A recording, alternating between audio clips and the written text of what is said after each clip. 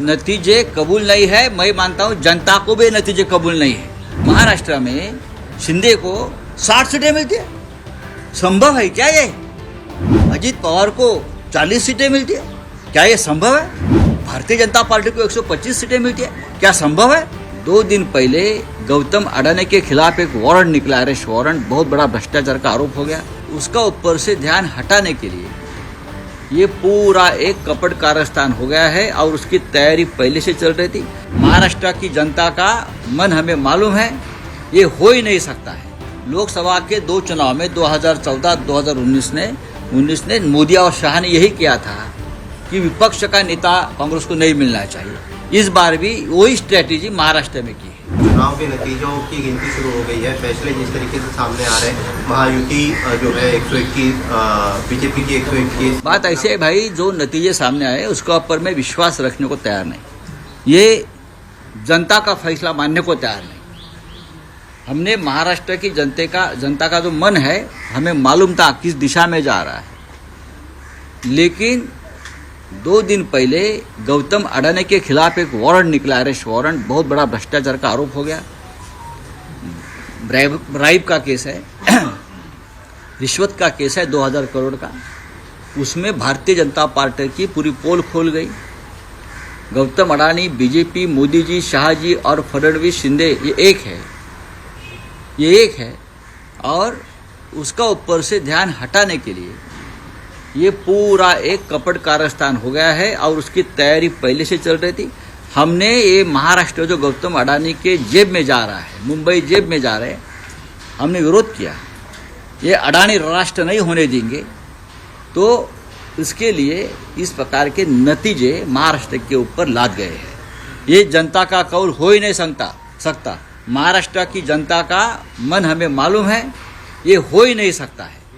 राउत साहब, दिख रहा है कि लाडली बहन जो सरकार की, अरे लाडली भाई, यहाँ लाडले भाई है, लाडले नाना जी है, लाडले दादाजी है, सब कुछ लाडले है ना यहाँ।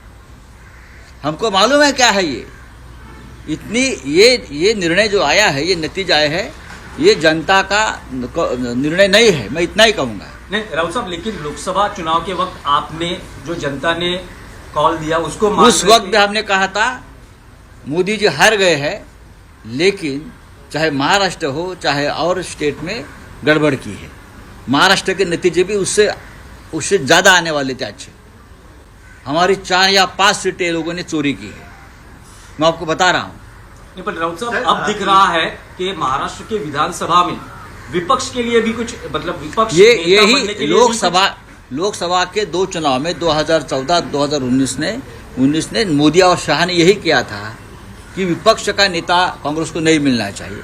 इस बार भी वही स्ट्रेटेजी महाराष्ट्र में की है कि विधानसभा में कोई विपक्ष का नेता नहीं रहेगा। ये हमेशा बीजेपी की स्ट्रेटेजी रहती है। लेकिन आप कह रहे हैं कि कुछ गड़बड़ है। गड़बड़ तो है। गड़बड़ क्या है? मतलब अभी ईवीएम में गड़बड़ है या अरे भाई ठहरो, फंडिंग हुआ है, पूरे नतीजे आने तो हम बाद में बात करेंगे ना, क्यों नहीं करेंगे। पैसा तो ऐसा है कि हर चुनाव क्षेत्र में नोटों की मशीन लगाई थी। अरे शिंदे का एक भी उम्मीदवार सिटिंग एमएलए गिरता नहीं, और शिंदे ये बोल रहे थे हमारा एक भी सिटिंग विधायक गिरेगा नहीं। आपको मालूम होगा तो मैं इस्तीफा दूंगा। ऐसा होता है क्या चुनाव में कभी? हमारा एक भी नहीं गिरेगा। ये कौन सा भरोसा है? ये कौन सा लोकतंत्र है?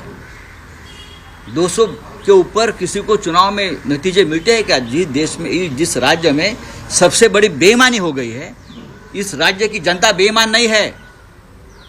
ये नतीजे ऐसे दिए आपने कि अपने राज्य को, जनता को बेईमान ठहराया है। नहीं राउत साहब, इस राज्य की जनता बेईमान नहीं है। जो नतीजे आ रहे हैं वो महाविकास आघाड़ी को कबूल है नहीं।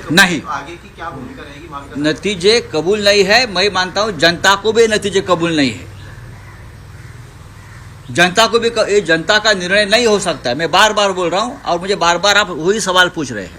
लेकिन जो महाविकास आघाड़ी के कुल आंकड़े दिखाई दे रहे हैं, कुल संख्या दिखाई दे रहे हैं, उससे ज्यादा शिंदे गुट के कैसा हो सकता है? आप अपने मन को पूछे, आप पत्रकार है, आप अपने मन को पूछे क्या महाराष्ट्र में संभव है?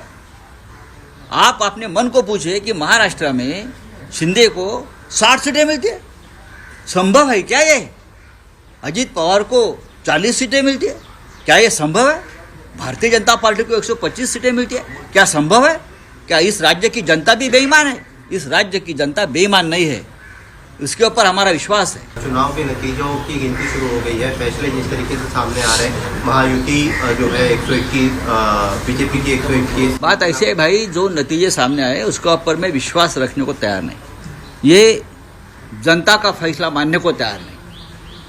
हमने महाराष्ट्र की जनता का जो मन है, हमें मालूम था किस दिशा में जा रहा है, लेकिन 2 दिन पहले गौतम अडानी के खिलाफ एक वारंट निकला, अरेस्ट वारंट। बहुत बड़ा भ्रष्टाचार का आरोप हो गया, ब्राइब का केस है, रिश्वत का केस है 2000 करोड़ का। उसमें भारतीय जनता पार्टी की पूरी पोल खोल गई। गौतम अडानी, बीजेपी, मोदी जी, शाह जी और फडणवीस, शिंदे,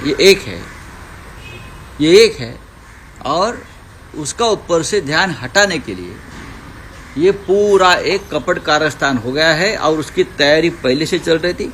हमने ये महाराष्ट्र जो गौतम अडानी के जेब में जा रहा है, मुंबई जेब में जा रहे हैं, हमने विरोध किया।